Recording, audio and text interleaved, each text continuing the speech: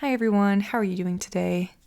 In this video, I thought I would talk about something that's been bothering me for a while, and hopefully just get your thoughts on it, and maybe it's just me, but I want to talk about the prettification of classic literature, which is a trend I've been seeing now for probably 2 or 3 years.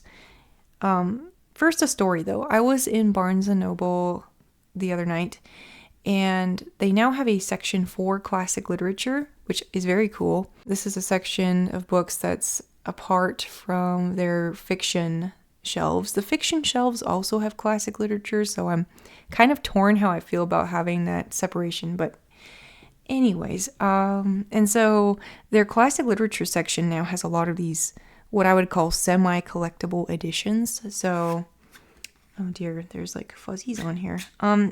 These semi-collectible editions. Most notably, I would say, these Penguin cloth-bound classics. These have been around for a while. Beautiful cover art designs.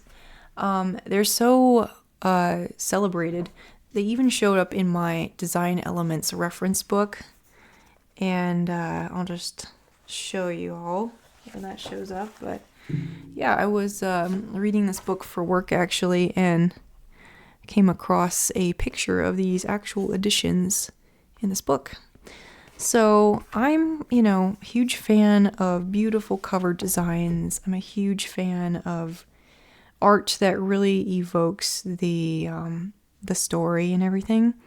So when I first heard about these, I was very excited about them, and I think this was the first one that I purchased, The Woman in White. Absolutely love the design, okay? The birds, the blue, love it. There's a slight problem. So as you can see, I did read The Woman in White. I reviewed it on my channel a while ago. But this thing is heavy. This is so heavy. The interior design's fine.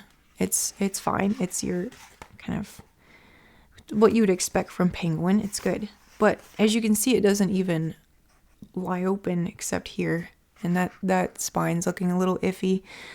But there's no place in which it really falls open. It's a very closed book. And as I was reading it, I was really trying to pull all the pages apart and read it, but always fighting these pages. These pages are just so insistent on being closed that you're like, the book is quite a struggle to read for me. And the thing is, it's also heavy. So you've probably seen this little sticky note I put on the back of it. I went and I weighed this book today. This book is 1.6 pounds, which, I don't know, depending on your height and your physical strength, may not be a big deal. For me, it's quite a lot to be toting this around, to be reading it in bed or wherever. And on top of that, you've got the weight, but then you've also got trying to keep the pages open. And I'm just going to say this was one of the most uncomfortable reading experiences I've ever had. And I still love the book. I love the story, but it was awful. Before I had finished reading this, I had gone out and bought the Dracula copy of this. And didn't weigh this one, but this one's a little slightly lighter, but it's still quite heavy. They're almost the same length. This one is a little shorter though. Again, I adore the cover art. This has got garlic blossoms on it, which is quite appropriate. I love that they went with something botanical, kind of staying away from, stereotypical Dracula stuff or Dracula symbols. They went for something a little more subtle, more nuanced. If you've read the book, you know. But again, I don't see myself reading this because it is not a book that was really designed to be read. And that's really my question here. So going back to that night at Barnes & Noble recently, I was looking at these hardcover, and I'll show a picture on the screen here, hardcover editions. I forget the publisher now. But I'd seen them online, thought they were gorgeous. They've got these florals on them. I like the florals. and just stunningly beautiful books. And I open one of them, and again, it's quite heavy. The pages have this like glossiness to them, this just slightest shine to them that I'm like, that doesn't seem good for reading. And the font size was a bit smaller than I thought was really comfortable. We could go into font sizes in a whole nother video, but I was really disappointed, and I was glad I could check them out at Barnes & Noble, because there's no way I'm going to be buying those editions, because I think they're absolutely beautiful, but they're just not readable. And so point of reference, we looked at the weight of this one. This was 1.6 pounds, right? And I have this other Wilkie Collins book. This is just a regular old Penguin's Black Spine, nothing fancy. And this is 0.6 pounds, according to my scale. And that's a whole pound lighter than The Woman in White. This book is about, it's not quite 500 pages to be fair, it's a little bit of a shorter book anyway, but it's significantly lighter and far more ergonomic. Like, obviously paperbacks aren't exactly the floppiest either, but you're not going to have nearly as much trouble keeping this open, especially since it's already lightweight and much more flexible. And as you know, I read a lot of these. These are great. These are just pretty solid paperbacks. So let's look at a couple more books I have here. I have Dune by Frank Herbert. I've shown this copy before. This book weighs 1.8 pounds. And you can see how big it is, right? This book is this is more like 700 pages if you include all of the extra stuff. And as you can see, it's just bigger than The Woman in White. The Woman in White is, well, close on almost 700 pages as well, but smaller pages.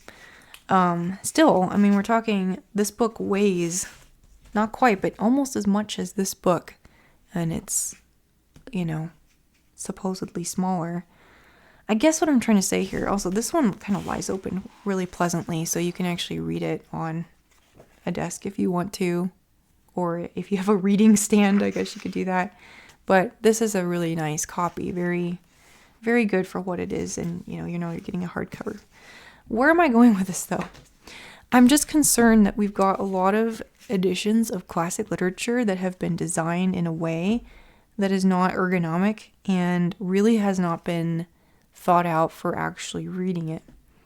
And I've seen this in other, just most of the books in that section of Barnes & Noble, the ones that are like semi-collectible classic literature.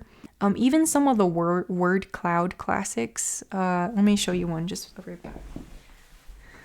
I'm back. So I have this word cloud edition of Peter Pan. These are also quite popular, pretty editions. This one's a little better than this, but again, for its size and everything, it's kind of a struggle to get these pages open and to hold them open. This one is better for sure, not nearly as egregious, but I guess what I'm saying though is, why? Why are we making these beautiful books that just can't be comfortably read? I'm going to compare this now with a copy of War and Peace that I picked up. I think this was last year. It was secondhand, but in really pristine condition. And this is also Penguin. This is a Penguin Deluxe edition. I have the Penguin Deluxe edition of Christine Lavransdatter. So here's Miss Christine, and here's War and Peace. Now, Christine is quite heavy as well. Quite heavy. But what I will say is this book is a whopping over 1,000 pages, so I'm expecting it to be heavy. And it's quite ergonomic in spite of that. That flops open nicely, so you're not using all of your physical energy to struggle with keeping the pages open. You can actually just focus on holding the book. And, even here, you can see the pages lie down very nicely. The font size is really good, really, really good. And, it's got all the niceties you expect with Penguin, the introduction, the notes, and so on. that's why I picked up this copy of War and Peace, because I'm like, I expect the same kind of treatment here. And again, it does the same thing. Like, it's a nice, easy, open page book. I can just focus on holding it and not fight against it. This book weighs 2.4 pounds. And, oh dear, there's like hair on there or something. This book weighs 2.4 pounds. This is how many pages? It is 1,400 pages, roughly speaking. But I have no qualms about reading this, because obviously War and Peace is a big book. And I feel like this is pretty comfortable to hold in spite of all that. And it's got a nice cover. I like this cover. It's very classy. So I guess what I'm saying here is that if you're really wanting to do yourself a solid, then maybe don't go for the books that are solid. Yeah, sorry, that's really bad. No, just know that there are editions of classics that are much more comfortable to read. Again, can't go wrong with the Penguin Deluxe editions. And really, if you can find it in the regular Penguin black covers, that's great too. I guess I would just really encourage people that want to get into classics to go with these more comfy books. And then, these are nice and all. They look really good on camera, but they're just not. You're really gonna, maybe even give yourself an injury if you read these. I guess, yeah. So let me know your thoughts. I'm a little concerned. I think I'm concerned because not only is classic literature already perceived as having some barrier around it because of whatever reasons, cultural, educational, blah, blah, blah. I'm worried that people are going to think, oh no, I don't like holding this book. This is not fun. This is not fun to carry around. It's not fun to read. And maybe most people buying these know that they're just eye candy. I actually didn't know that when I bought it. And, I didn't check it out in enough detail in the store to make that decision.